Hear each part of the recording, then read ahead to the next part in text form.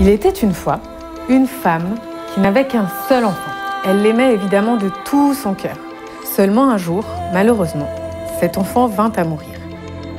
Moi, je sais qu'il a souffert cette journée-là et que c'est moi qui voulais pas qu'il s'en aille.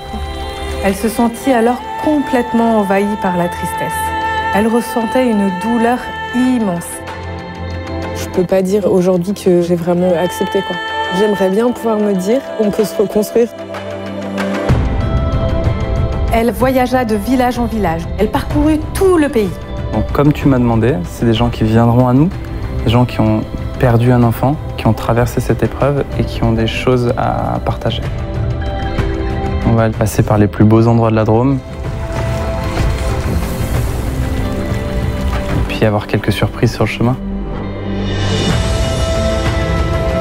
Pour toi, qu'est-ce que c'est la mort? Comment est-ce que tu as trouvé du soutien? Je me sentais coupable de vivre encore. Je donnerais tout pour ne pas avoir vécu cette épreuve.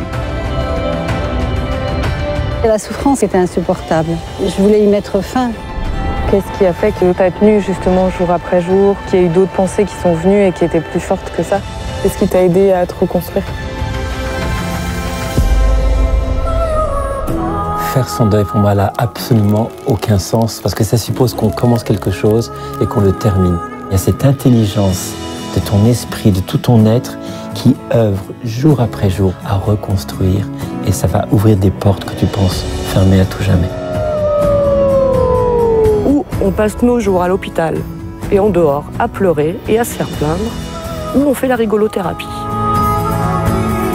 Les vivants ferment les yeux des morts et les morts ouvrent les yeux des vivants. Je voudrais dire à tout le monde, mais oui, ça vaut le coup de vivre, ça vaut le coup d'accepter. Amande, fais tout ce que tu peux pour vivre.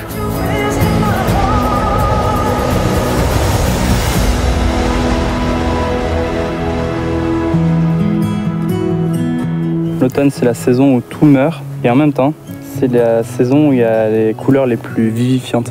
Il y a le plus de vie.